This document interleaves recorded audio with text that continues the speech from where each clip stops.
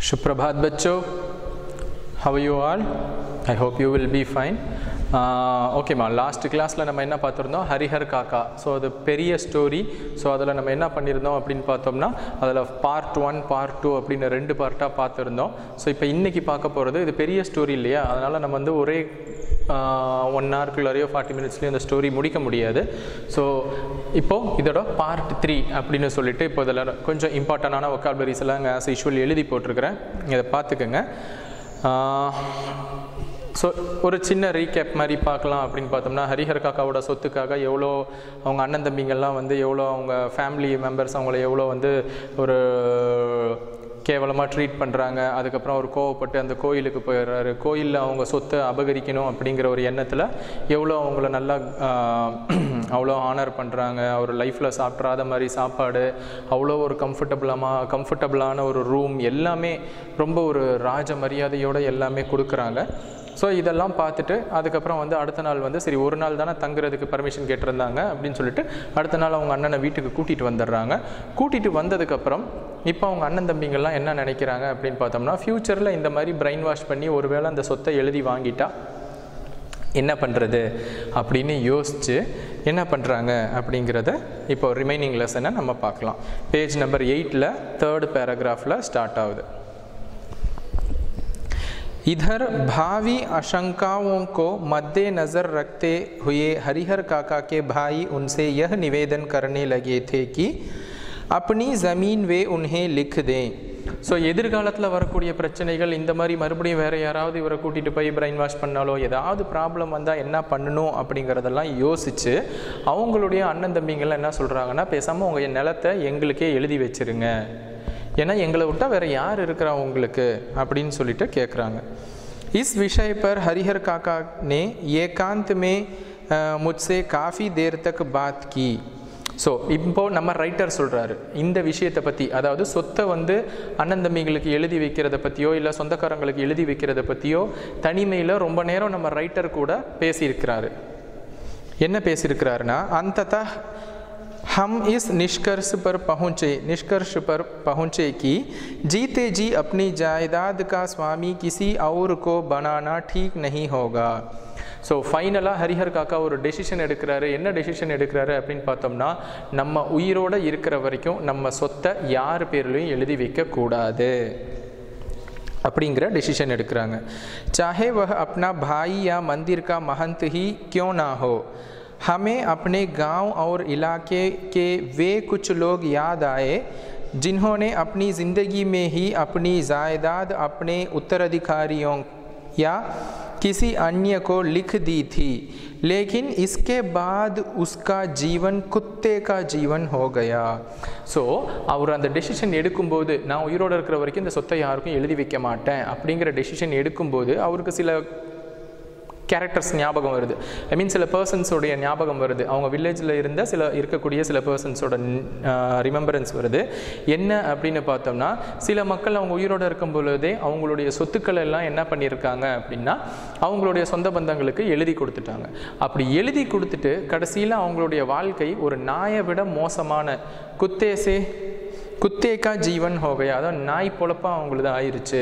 சொத்து வாங்குற வரைக்கும் அவங்களெலாம் ரொம்ப நல்லா பார்த்துக்கிட்டு சொத்து எழுதி வாங்கினதுக்கப்புறம் அவங்கள ரொம்ப கேவலமாக ட்ரீட் பண்ண ஆரம்பிச்சிட்டாங்க. அவங்க வாழ்க்கையே நரகமாயிருச்சு. கோயி உன்ஹே பூச்னே வாலா நஹி ரஹா, அவங்கள யாருமே என்னன்னு கூட சீண்டி கூட பார்க்கறதில்ல. हरिहर काका बिल्कुल अनपढ़ व्यक्ति हैं, फिर भी इस बदलाव को उन्होंने समझ लिया और यह निश्चय किया कि जीते जी किसी को ज़मीन नहीं लिखेंगे. ஹரிஹர் காக்கா அன்பட் அப்படின்னா ஒரு இல்லிட்ரேட் பர்சன், அவர் சுத்தமாக படிப்பறிவே இல்லாதவர். அவர் ஒரு தெளிவான முடிவு எடுத்திருக்கிறாரு. என்ன முடிவு எடுத்திருக்கிறாரு அப்படின்னா, நான் உயிரோடு இருக்கிற வரைக்கும் என்னோட சொத்தை யாருக்கும் எழுதி கொடுக்க மாட்டேன்.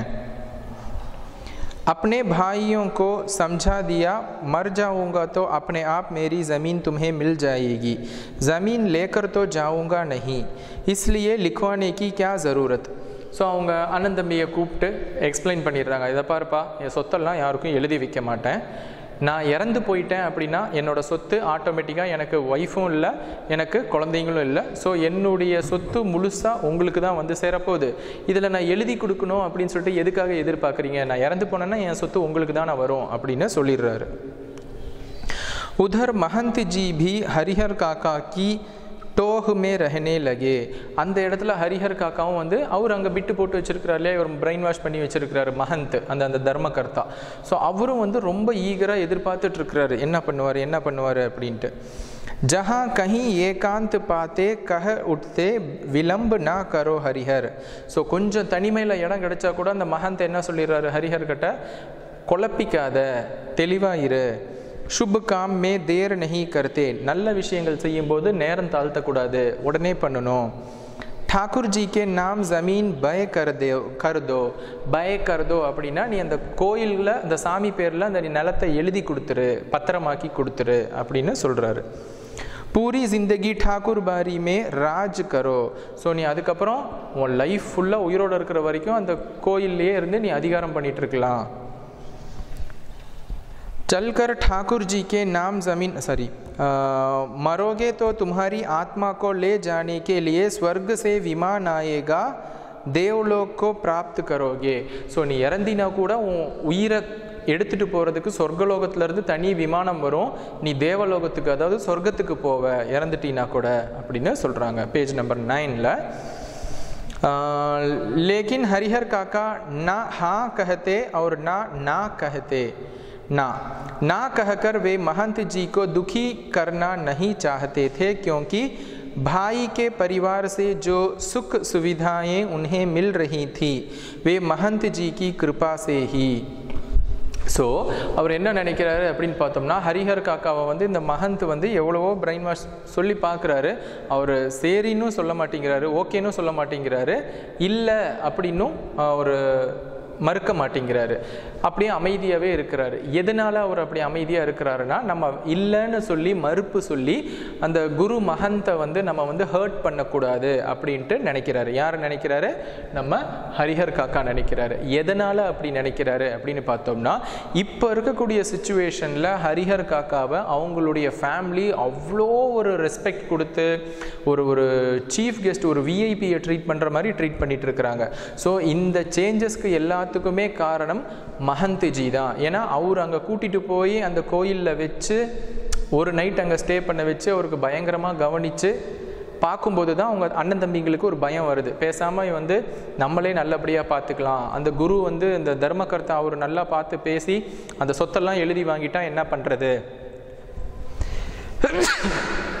Excuse me. ஸோ அந்த மாதிரி நினச்சிட்டு அவர் என்ன பண்ணுறாரு அப்படின்னு பார்த்தோம்னா, சரி நம்ம வந்து நம்மளே நம்ம அண்ணனை நல்லா பார்த்துக்கலாம் அப்படின்ட்டு நினைக்கிறாங்க. ஸோ இதுக்கு யார் காரணம் அப்படின்னு ஹரிஹர் காக்கா நினைக்கிறாருன்னா, அந்த குரு மஹந்த் தான். குரு மஹந்த் மட்டும் அந்த கோயிலில் கூட்டிகிட்டு போய் அவருக்கு அடைக்கலம் கொடுத்து வைக்கல அப்படின்னா இவங்க நம்மளை இந்த அளவுக்கு நல்லா பார்த்துக்குவாங்களா அப்படின்ட்டு அவர் யோசிக்கிறாரு. அதனால் குரு மஹந்தோட மனசை கஷ்டப்படுத்த விரும்பலை, நான் தரமாட்டேன்னு சொல்லி அவர் மனசை கஷ்டப்படுத்த விரும்பலை. और हाँ तो उन्हें कहना है नहीं, क्योंकि अपनी ज़िंदगी में अपनी ज़मीन उन्हें किसी को नहीं लिखनी. इस मुद्दे पर वे जागरूक हो गए थे.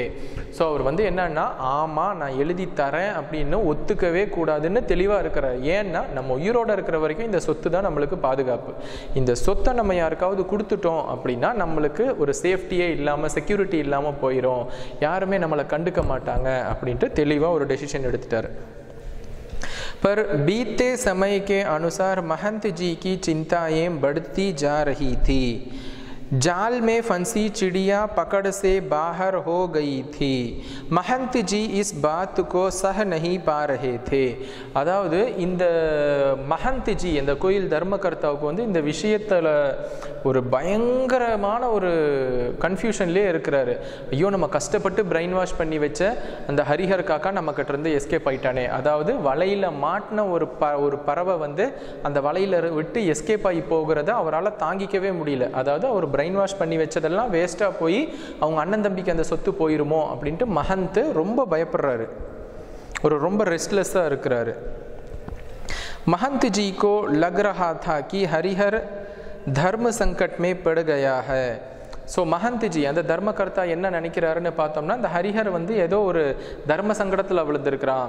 இப்போ நம்ம வந்து கோயிலுக்கு கொடுத்தோம்னா அண்ணன் தம்பிங்க ரொம்ப வந்து பாவமாச்சு, அவங்களுக்கு துரோகம் பண்ண மாதிரி ஆயிருமே இப்படின்னு அவன் கன்ஃபியூஷனில் இருக்கிறானாட்டிருக்கு அப்படின்னு இவரே நினச்சிக்கிறாரு महंत।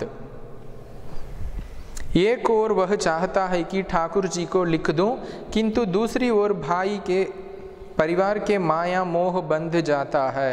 ஸோ ஒரு புறம் வந்து நம்ம கோயிலுக்கு எழுதி வச்சிடலான்னு ஹரிஹர் காக்கா நினச்சாலும் நம்ம அண்ணன் தம்பிங்க பாவமாச்சே, அவங்கள ஏமாற்றக்கூடாதுன்னு அந்த உலக மாயைகளில் அவர் விழுந்துடுறாரு அப்படின்ட்டு இவர் महंतजी அவரே ஒரு இமேஜின் பண்ணிக்கிறாரு। इस स्थिति में हरिहर काका का अपहरण कर ज़बरदस्ती उनसे लिखवाने के अतिरिक्त दूसरा कोई विकल्प नहीं, बाद में हरिहर स्वयं राजी हो जाएगा। ஸோ இப்போ அந்த குரு மஹந்த் அதாவது அந்த கோயில் தர்மகர்த்தா என்ன டெசிஷன் எடுக்கிறாருன்னு பார்த்தோம்னா, இப்போ வேற வழியே இல்லை, நம்ம ஹரிஹர் காக்காவை வந்து கிட்னாப் பண்ணிடணும், கிட்னாப் பண்ணி அவர்கிட்ட ஃபோர்ஸ்ஃபுல்லாக அவர்கிட்ட பத்திரத்துலலாம் நம்ம அந்த தம்ப் இம்ப்ரெஷன் வாங்கிட்டு அந்த சொத்தெல்லாம் நம்ம கோயிலுக்கு எழுதி வாங்கிக்கணும்। ஏன் அப்படின்னா அவர் ஒரு ஆசோலேஷன்லேயே இருக்கிறாரு, கோயிலுக்கு எழுதி வைக்கலான்னு அவர் மனசில் இருக்குது, ஆனால் எழுதி கொடுத்தா அண்ணன் தம்பிங்க வந்து நம்மளை என்ன நினைப்பாங்க அப்படிங்கிற மாதிரி ஒரு ஃபீலிங்கில் இருக்கிறாரு। ஸோ அதனால் இப்போ நம்ம வந்து ஹரிஹர் காக்காவை ஃபோர்ஸ்ஃபுல்லாக அவர்கிட்ட அந்த சொத்தெல்லாம் எழுதி வாங்கிட்டோம்னா அப்புறம் அவரே ஆட்டோமேட்டிக்காக கன்வின்ஸ் ஆகிடுவார் அப்படின்னு குரு மஹந்த் நினைக்கிறாரு। महंत जी लड़ाकू और दबंग प्रकृति के आदमी हैं। ஸோ நேச்சராகவே பார்த்தோம் அப்படின்னா நம்ம குரு மஹந்த் இருக்கிறார் இல்லையா, அவர் ரொம்ப சண்டைக்காரரு, ரொம்ப ஒரு என்ன சொல்கிறது, ஒரு பிடிவாதம் பிடிச்ச ஒரு திமிர் பிடிச்ச ஆள்னு வச்சுக்கலாம்। अपनी योजना को कार्य रूप में परिणत करने के लिए वह जी जान से जुट गए। நம்ம நினச்சதை முடிச்சே ஆகணும் அப்படிங்கிற ஒரே டார்கெட், அதாவது அந்த ஹரிஹர் காக்காவோட 15 ஏக்கர் அந்த லேண்டை நம்ம கோயிலுக்குன்னு எழுதி வாங்கணும், இதை எப்படியாவது முடிக்கணும் அப்படின்னு சொல்லிட்டு ஒரே டெசிஷனில் ரொம்ப திங்க் பண்ணிட்டு இருக்காரு।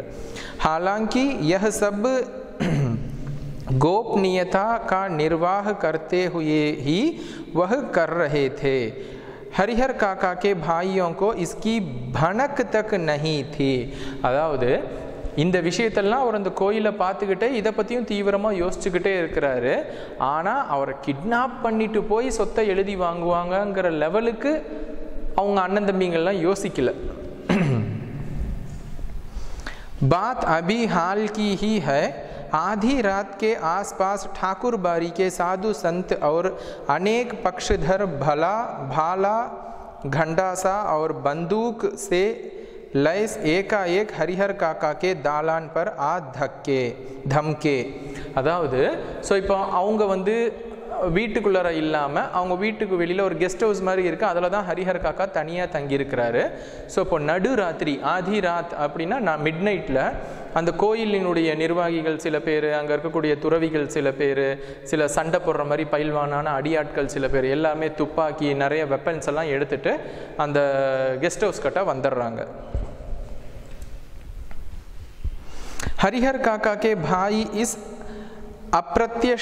अप्रत्याशित हमले के लिए तैयार नहीं थे। ஸோ அவங்க ஹரிஹர் காக்காவோட பிரதர்ஸ் எல்லாம் வந்து அவங்க ரொம்ப ஷாக் ஆகிட்டாங்க, பிகாஸ் இந்த மாதிரி ஒரு எதிர்பாராத தாக்குதல் அந்த கோயிலிருந்து வந்து, அதுவும் அந்த கோயில் ரொம்ப புனிதமான கோயிலினுடைய தர்மகர்த்தா அந்த துறவிகள் எல்லாம் வந்து பண்ணுவாங்கன்னு அவங்க எதிர்பார்க்கவே இல்லை। इससे पहले कि वे जवाबी कार्रवाई करें और गुहार लगाकर अपने लोगों को जुटाएं, तब तक आक्रमणकारी उनको पीठ पर लाद कर चंपत हो गए। ஸோ அவங்க என்ன நினைக்கிறாங்கன்னா, இந்த மாதிரி அட்டாக் பண்ணி ஹரிஹர் காக்காவை கிட்னாப் பண்ண வந்துட்டாங்க। ஸோ இதை எதிர்பார்க்காம அவங்க அண்ணன் தம்பிங்கெல்லாம் வந்து அவங்க அக்கம் பக்கத்து வீட்டில் இருக்கிறவங்களாம் கூப்பிட்றது, சொந்தக்காரங்கள்லாம் கத்தி கூப்பிடுறதுக்குள்ளார அவங்கள கொஞ்சம் கூட திங்க் பண்ண விடாமல் அவங்களையும் 4 சாத்திட்டு ஹரிஹர் காக்காவை கிட்னாப் பண்ணிட்டு போயிட்டாங்க। गांव में किसी ने ऐसी घटना नहीं देखी थी ना सुनी थी। அந்த ஊரில் இதுக்கு முன்னாடி முன்ன பின்ன யாருமே இந்த மாதிரி ஒரு இன்சிடெண்ட்டை பார்த்ததும் இல்லை, கேள்விப்பட்டதும் இல்லை। सारा गांव जाग गया, மொத்த வில்லேஜே வந்து முழிச்சிருச்சு தூக்கத்தில் இருந்து। शुभ चिंतक तो उनके यहाँ जुटने लगे. ஸோ அவங்களுடைய வெல்விஷர்ஸ் எல்லாம் வந்து அங்கே ஹரிஹர் காக்கா ஃபேமிலி கிட்ட வந்து அசம்பிள் ஆகுறாங்க. लेकिन अन्य लोग अपने दालान और मकान की छतों पर जमा होकर आहट लेने और बातचीत करने लगे. ஸோ அவங்களுடைய வெல்விஷர்ஸ் எல்லாம் வந்து ஒன்றா வந்து சேர்ந்துட்டாங்க. ஸோ இன்னும் பல பேர் அந்த ஊர் மக்கள் எல்லாம் என்ன பண்ணாங்க, மாடியிலையும் அங்கங்கே திட்டில் வாசப்படியிலையும் நின்று பார்த்து என்ன நடக்குது, என்ன ஆச்சு அப்படின்னு சொல்லிட்டு அந்த இன்ஃபர்மேஷன் கேதர் பண்ணுறதுக்காக ஈகராக வெயிட் பண்ணிகிட்ருக்காங்க. हरिहर काका के भाई लोगों के साथ उन्हें ढूंढने लगे. அதாவது ஸோ ஹரிஹர் காக்காவுடைய சகோதரர்களும் வந்து அந்த ஊர் மக்கள் எல்லாம் ஒன்றா சேர்ந்து ஹரிஹர் காக்கா எங்கன்னு தேட ஆரம்பிக்கிறாங்க. उन्हें लगा कि यह महंत का काम है. ஸோ அவங்களுக்கு ஃபஸ்ட்டு என்ன யோசிச்சாங்க அப்படின்னு பார்த்தோம்னா, ஒருவேளை இந்த கோயில் தர்மகர்த்தா இந்த மாதிரி கிட்னாப் பண்ணிட்டு போயிருப்பானோ அப்படின்ட்டு. பிகாஸ் அங்கே வந்தவங்க யாருமே வந்து அந்த துறவி வேஷத்தில் வரல, அவங்க வேற கெட்டப் சேஞ்ச் பண்ணிட்டு வந்திருக்கிறாங்க, அடிதடி பண்ணுறவங்க மாதிரி. வே மை தல்பல் ठाकुर बारी जा पहुँचे. ஒரு பெரிய அவங்க எல்லா கூட்டமாக சேர்ந்து அந்த ठाकुर बारी கோயிலுக்கு போயிடுறாங்க எல்லாருமே. वहाँ खामोशी और शांति नजर आई. ஸோ அந்த கோயில் என்ட்ரன்ஸ் வெளியில் கேட்டுக்கு வெளியில் நின்று பார்த்தாங்கன்னா அமைதியாக நிசப்தமாக இருக்குது. எந்த விதமான ஒரு நாய்ஸோ ஒரு பெரிய ஒருத்தரை கிட்னாப் பண்ணிட்டு போன மாதிரி அறிகுறியே இல்லை. रोज़ की भांति ठाकुर बारी का मुख्य फाटक बंद था. ஸோ ஆஸ் யூஷுவல் அங்கே இருக்கக்கூடிய மெயின் என்ட்ரன்ஸ் லாக்டாக இருந்துச்சு. वातावरण में रात का सन्नाटा और सूनापन व्याप्त मिला. ஸோ அங்கே என்வரான்மெண்ட் ரொம்ப பீஸ்ஃபுல்லாக அமைதியாக ரொம்ப இருட்டாக இருக்குது. ஏன்னா மிட் நைட் தானே. उन्हें लगा यह महंत का नहीं बाहर के डाकुओं का है. ஸோ இந்த வேலை வந்து மஹந்த், அதாவது அந்த கோயில் தர்மகர்த்தா பண்ணல, வேற யாரோ கொள்ளக்காரங்க இவரை கடத்திட்டு போயிருக்கிறாங்க. वे तो हर जाने की मोटी रकम लेकर ही ஹரிஹர் காக்காக்கோ முக்து கரேங்க. அதாவது அவங்க வந்து ஹரிஹர் காக்காவை ரிலீஸ் பண்ணணும்னா ஏதாவது அவங்க வந்து வாங்கிட்டு தான் இவங்ககிட்ட விடுவாங்க. மேபி பணமாவோ பொருளாவோ ஏதோ கொள்ளக்காரங்க தான் இவங்களை கிட்னாப் பண்ணிட்டாங்க அப்படின்னு நினச்சிட்ருக்காங்க. खोज में निकले लोग किसी दूसरी दिशा की ओर प्रस्थान करते कि इसी समय ठाकुर बारी के अंदर से बातचीत करने की सम्मिलित किंतु धीमी आवाज़ सुनाई पड़ी. ஸோ இந்த கோயிலுக்குள்ளார யாரும் இல்லையாட்டிருக்கு அப்படின்னு அவங்க திங்க் பண்ணுறதுக்குள்ளார சரி வேற எங்கேயாவது போய் தேடலான்னு நினச்சிட்டு இருக்கும்போதே அந்த ठाकुर बारीங்கிற அந்த கோயில் வளாகத்துக்குள்ளார இருந்து பேசுகிற சத்தம் வருது. அதில் வந்து கொஞ்சம் மெதுவாக சைலண்ட்டாக ஹஸ்கி வாய்ஸில் யாரோ பேசுகிறாங்க. सबके कान खड़े हो गए. उन्हें यकीन हो गया कि हरिहर काका इसी में है. अब क्या सोचना. वे ठाकुर बारी का फाटक पीटने लगे. ஸோ அப்போ வந்து ஹரிஹர் காக்காவோட வாய்ஸ் மெதுவாக அங்கே உள்ளே இருந்து வருது. ஸோ ஹரிஹர் காக்காவை மிரட்டிட்டு இருக்கிறாங்க. எல்லாருமே வந்து கன்ஃபார்ம் பண்ணிட்டாங்க ஹரிஹர் காக்கா இதுக்குள்ளார தான் இருக்கிறாரு. ஸோ நம்ம எல்லாருமே அந்த கதவை போய் தட்டலாம் அப்படின்னு மெயின் என்ட்ரன்ஸை தட்டுறாங்க.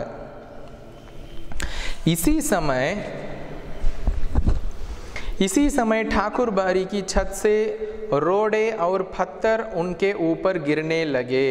ஸோ அங்கே இருந்து இப்போ என்ன ஆகுதுன்னு பார்த்தோம்னா, அவங்க போய் கதவை தட்ட ஆரம்பிக்கும் போது அந்த கூட்டத்து மேலே மெயின் அந்த காம்பவுண்ட் வால் இருக்கும் இல்லையா, அது மேலே இருந்து பெரிய பெரிய கல்லா தூக்கி வீசுகிறாங்க.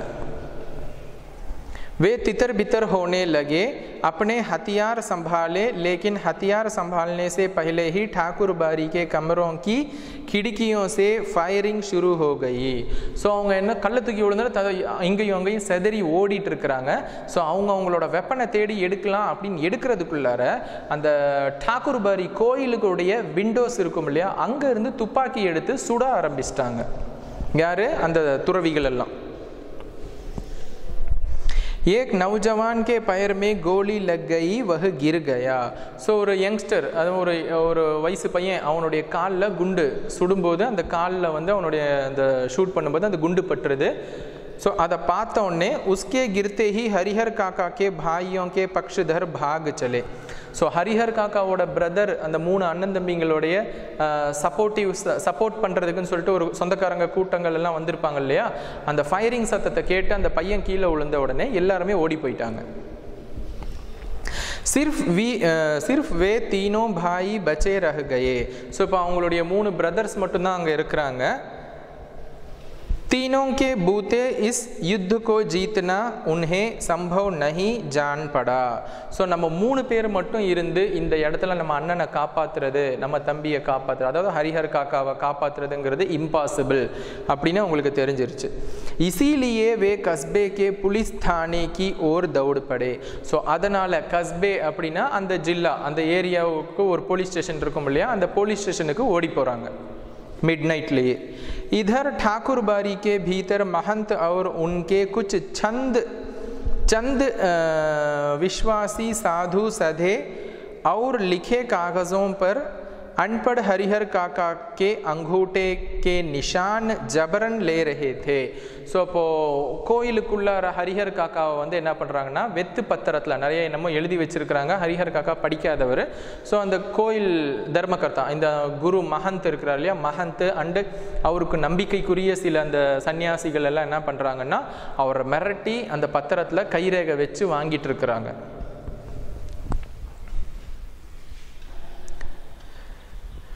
हरिहर काका तो महंत के इस व्यवहार से जैसे आसमान से ज़मीन में आ गए थे.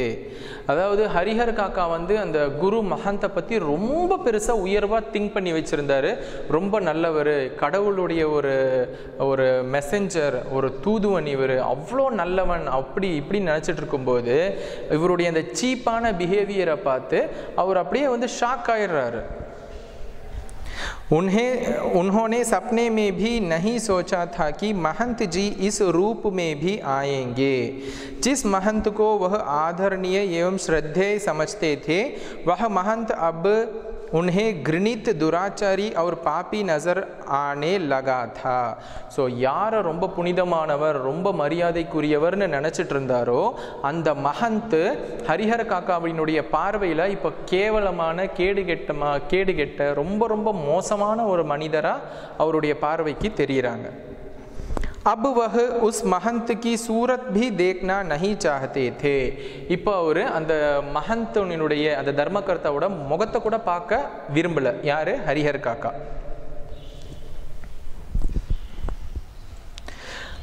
अब अपने भाइयों का परिवार महंत की तुलना में उन्हें ज़्यादा पवित्र, नेक और अच्छा लगने लगा था.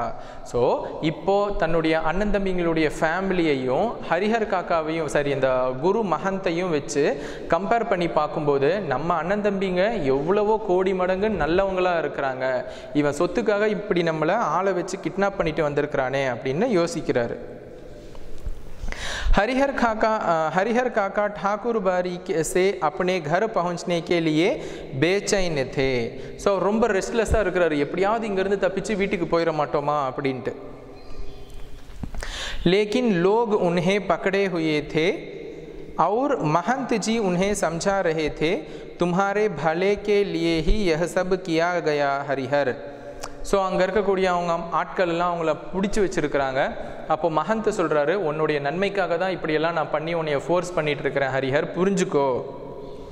अभी तुम्हें लगेगा कि हम लोग ने तुम्हारे साथ ज़ोर ज़बरदस्ती की, लेकिन बाद में तुम समझ जाओगे कि जिस धर्म संकट में तुम पड़े थे उससे उबारने के लिए यही एकमात्र रास्ता था. இப்போ உனக்கு புரியாது, நாங்கள் உன்னை வந்து மிரட்டி ரொம்ப வற்புறுத்துகிற மாதிரி தெரியும், உங்கள்கிட்ட வந்து பலவந்தப்படுத்துகிற மாதிரி தெரியும். பட் கொஞ்ச நாள் போச்சு அப்படின்னா உனக்கே புரியும், நம்ம அந்த அண்ணன் தம்பிகளுக்கு கொடுக்கணுமா கோயிலுக்கு கொடுக்கணுமாங்கிற கன்ஃபியூஷனில் இருந்து நம்ம கோயிலுக்கு கொடுக்கறது தான் சரியான டெசிஷன் அப்படிங்கிறது நீ ரியலைஸ் பண்ணுவ, இப்போ நாங்கள் உனக்கு கெட்டவங்களாக தெரியும் அப்படின்னு சொல்லிட்டு அப்பையும் அந்த மஹந்த் வந்து பேசிகிட்டு இருக்கிறாரு.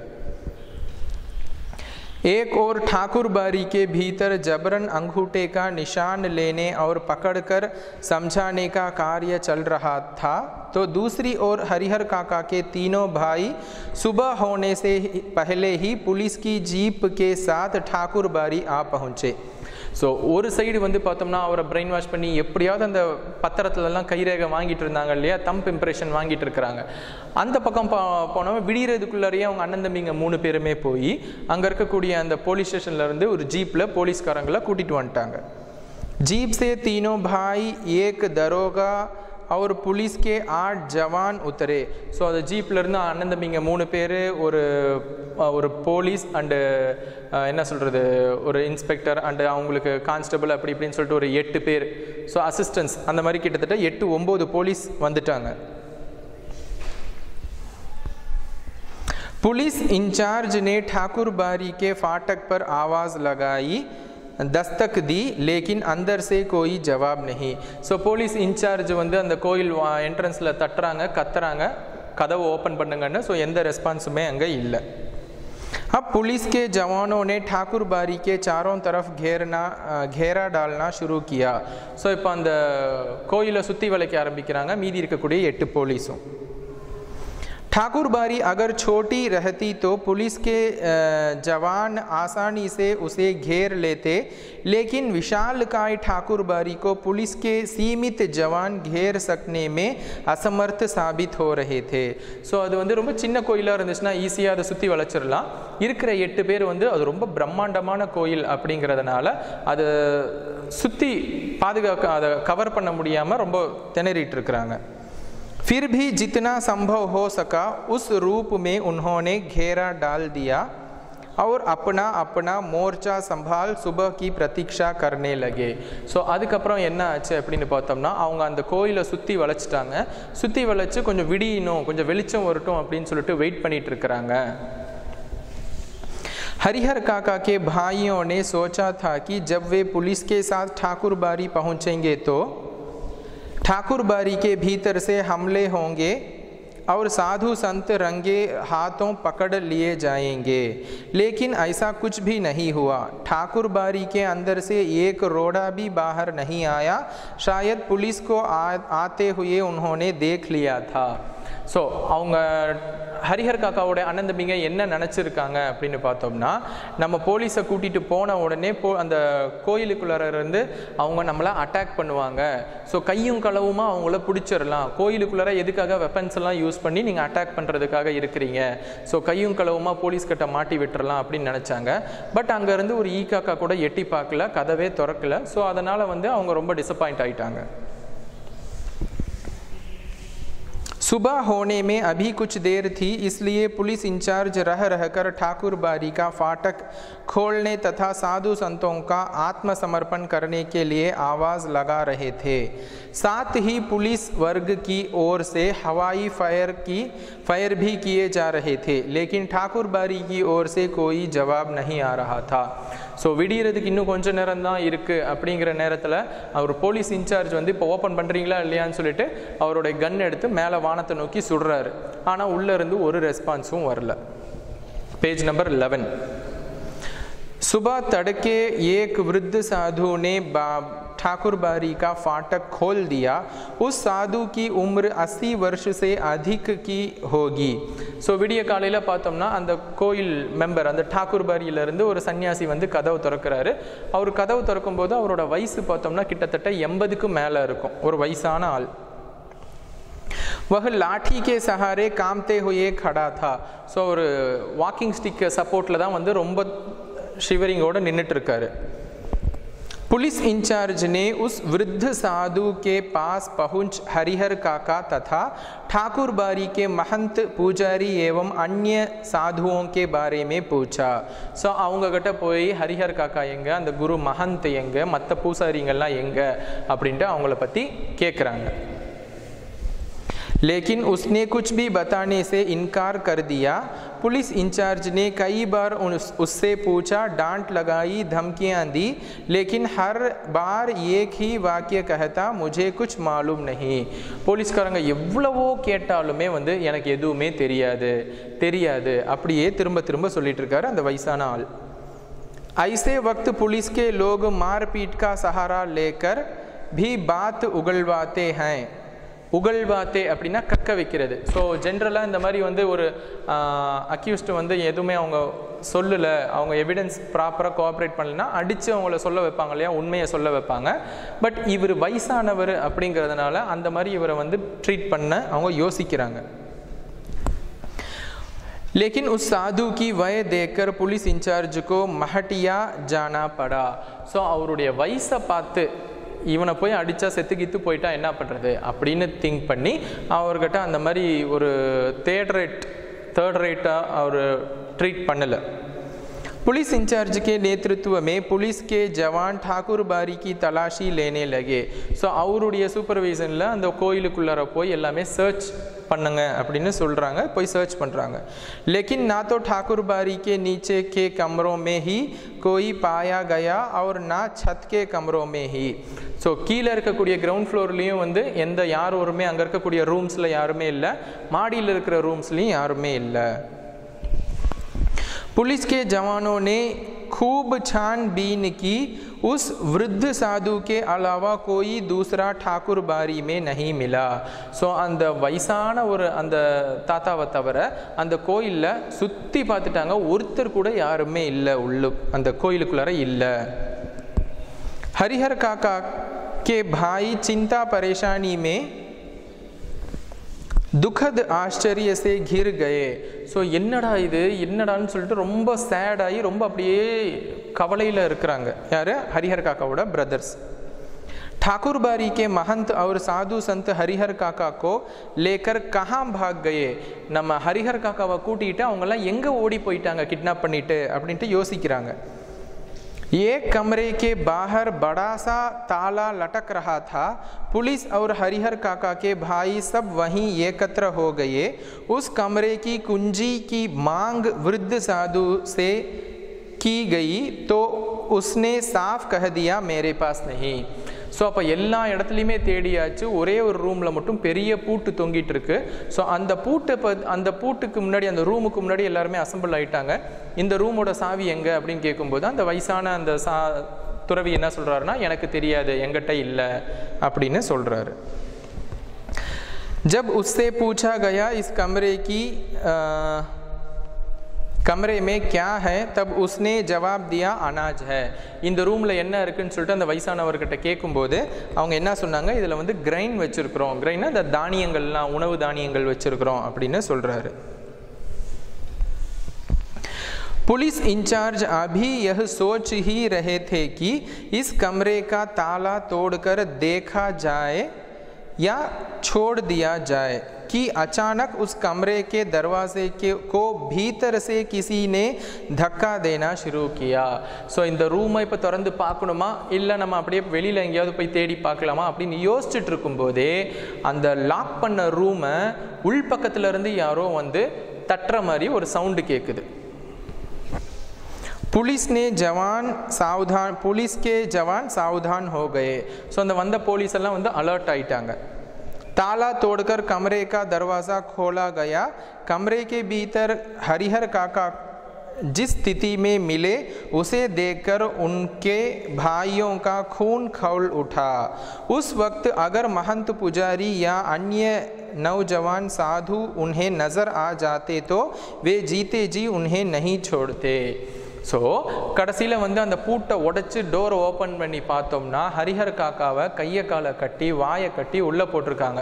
ஸோ அவர் இருந்த நிலைமையை பார்த்து அவங்க பிரதர்ஸ்க்கெல்லாம் வந்து ஹரிஹர் காக்காவோட அண்ணன் தம்பிங்களுக்கெல்லாம் வந்து அப்படியே ரத்தம் கொதிச்சிருது. ஒருவேளை அந்த குரு மகந்தோ இல்லை மற்ற துறவிகளோ அங்கே இருந்திருந்தாங்கன்னா அவங்கள உயிரோடவே விட்டுருக்க மாட்டாங்க. அந்த அளவுக்கு அவரை ரொம்ப சித்திரவதை பண்ணி வச்சுருக்காங்க. எப்படி வச்சுருக்கிறாங்கன்னா பேஜ் நம்பர் 12 பார்த்தீங்கன்னா இந்த பிக்சரில் உங்களுக்கு தெரியும். ஸோ இந்த இடத்துல பார்த்தீங்கன்னா ஒரு கை கட்டியிருக்கு, கால் கட்டியிருக்கு, வாய் கட்டியிருக்கு. हरिहर काका के हाथ और पाँव तो बंद ही दिए गए थे. उनके मुँह में कपड़ा ठूंस कर बांध दिया गया था. ஸோ அவர் கையை காலை கட்டினது இல்லாமல் வாய்க்குள்ளார ஒரு துணியை வச்சு திணிச்சு அதுக்கு மேலே கட்டி வச்சிருக்கிறாங்க. हरिहर काका ज़मीन पर लुढ़कते हुए दरवाजे तक आ गए और पैर से दरवाजे पर धक्का लगाया था. ஸோ அவர் ஒரு வழியாக அப்படியே அங்கே தூரத்துலேருந்து அப்படியே கீழே அப்படியே புரண்டுக்கிட்டே வந்து கையை கால் கட்டியாச்சு, நடந்து வர முடியாது. ஸோ அப்படியே ஊர்ந்துக்கிட்டே வந்து அந்த கதவை வந்து தட்டியிருக்கிறாங்க. ஐ மீன் காலால் உதச்சி நாய்ஸ் அந்த சவுண்டு ஏற்படுத்தியிருக்காரு. काका को बंध मुक्त किया गया.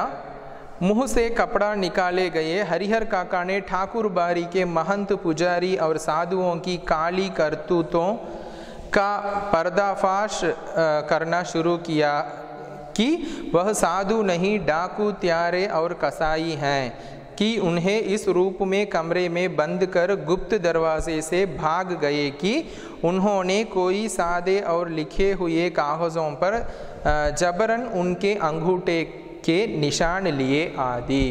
ஸோ அவர் வாய் கட்ட பிரித்த உடனே அவர் அப்படி திட்டுறாரு அந்த அந்த குரு மகந்தை பற்றியும் அங்கே இருக்கக்கூடிய மற்ற துறவிகளை பற்றியும். அவங்கெல்லாம் வந்து ஒரு மனுஷங்களே இல்லை, மிருகங்கள், ரொம்ப கொடூரமானவங்க, ரொம்ப மோசமான கொள்ளைக்காரர்கள் மாதிரி அவங்கெல்லாம். அவங்க வந்து என்னை இந்த மாதிரி கட்டி போட்டு அந்த அந்த பத்திரத்துலலாம் கை நாட்டு எங்கிட்ட இருந்து தம்ப் இம்ப்ரெஷன் வாங்கிட்டு அவங்க பின்வாசல் அந்த சீக்ரெட் டோர் ஒன்று இருக்குது, அந்த வழியாக அவங்கெல்லாம் ஓடி போயிட்டாங்க அப்படின்னு சொல்கிறாரு. Page number 13. हरिहर काका ने देर तक अपने बयान दर्ज कराए. उनके शब्द शब्द से साधुओं के प्रति नफरत और घृणा व्यक्त हो रही थी. ஸோ அவர் வந்து ரொம்ப நேரம் அவருக்கு நடந்த கொடுமைகளை பற்றி வந்து எக்ஸ்பிளைன் பண்ணிட்டு இருக்கிறாரு. ஒவ்வொரு வார்த்தைகள்லையும் அந்த மகந்த் மேலேயும் அந்த கோயில் துறவிகள் மேலேயும் அவ்வளோ வெறுப்பை கக்குறாரு. जीवन में कभी किसी के खिलाफ उन्होंने इतना नहीं कहा होगा जितना ठाकुर बारी के महंत पुजारी और साधुओं के बारे में कहा. அவர் லைஃப்பில் யாரை பற்றியுமே இந்த அளவுக்கு அவர் வந்து ஒரு திட்டியோ கோவமாவோ பேசினதே கிடையாது. எந்த அளவுக்குன்னா அந்த மகந்த், அந்த பூசாரி, அந்த மற்ற துறவிகளை பற்றி வந்து அந்த அளவுக்கு திட்டுறாரு, அந்த அளவுக்கு எல்லாத்தையுமே வந்து திட்டிகிட்டு இருக்கிறாரு. घृणित घृणित इरादे ना वर्स्ट थॉट्स.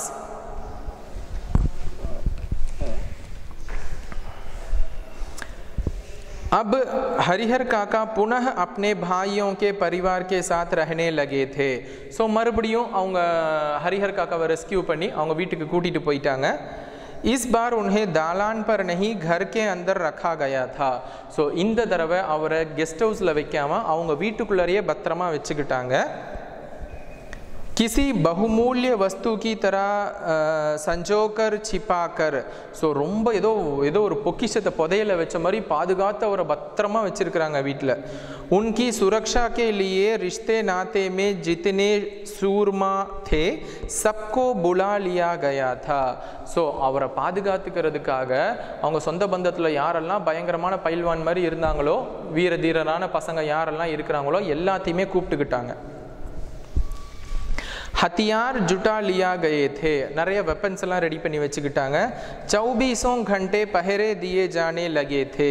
ஸோ 24 மணி நேரமும் அவரை வந்து அவர் பாதுகாப்பு, அவருக்கு வந்து ஒரு டீம் மாதிரி வச்சு அவங்கள பத்திரமா பார்த்துக்கணும், யாரும் வந்து அவரை கிட்னாப் பண்ணிக்காத மாதிரி அப்படின்ட்டு பாதுகாத்துக்கிறாங்க. अगर किसी की आवश्यक कार्यवश काका घर से गांव में निकलते तो 4-5 की संख्या में हथियारों से लैस लोग उनके आगे पीछे चलते रहते.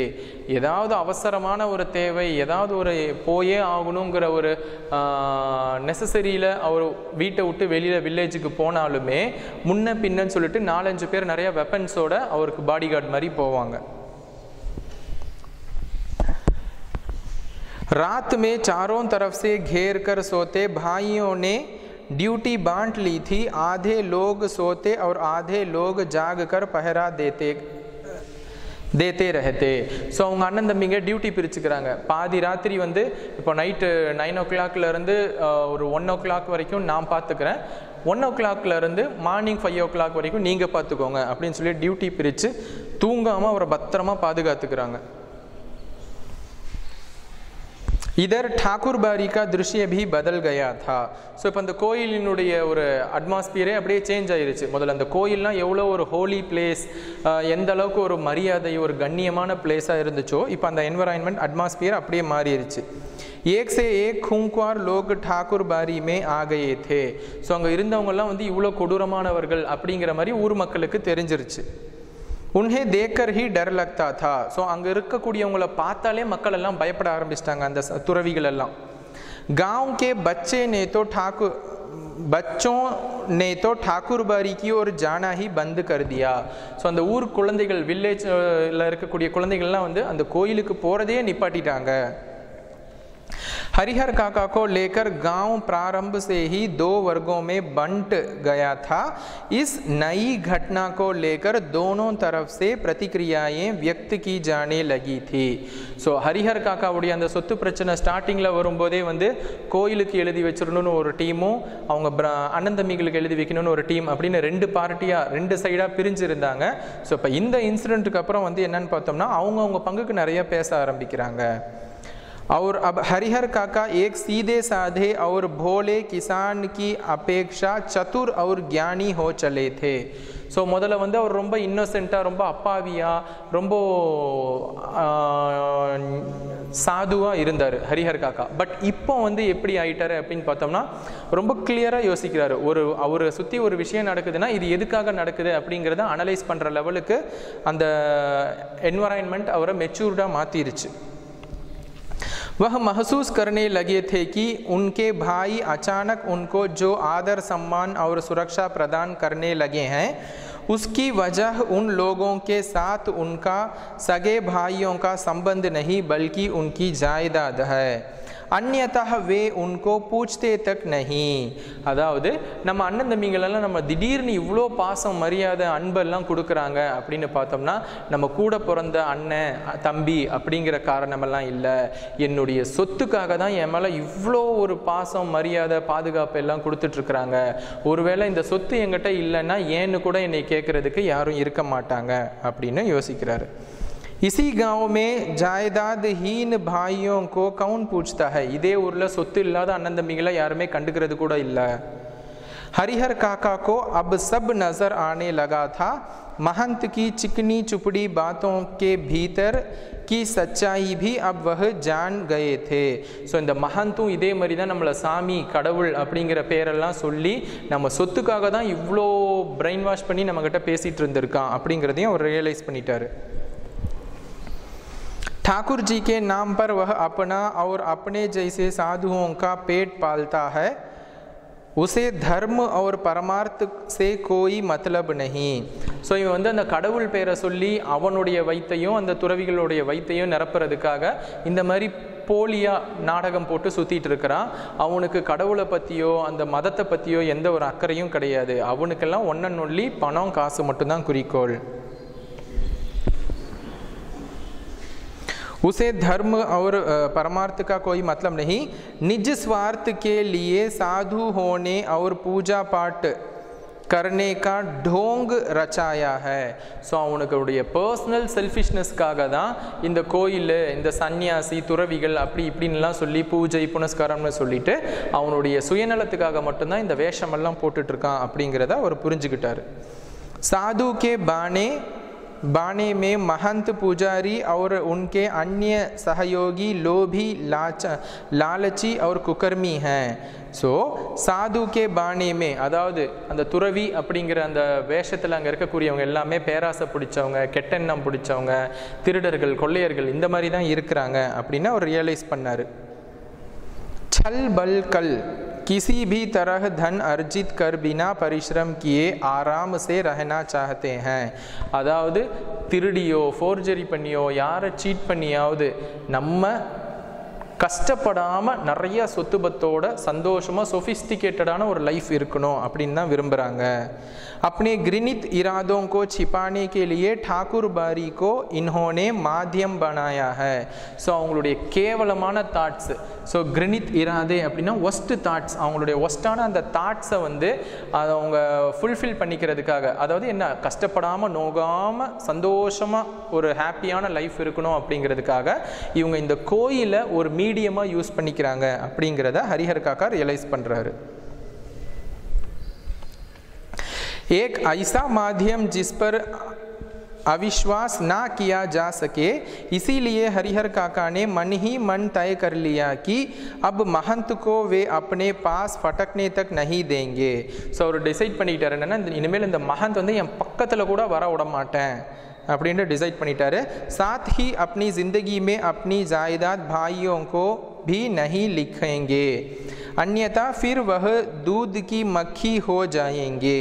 लोग निकाल कर फेंक देंगे, कोई उन्हें पूछेगा तक नहीं, बुढ़ापे का दुख बिठाए नहीं बीतेगा.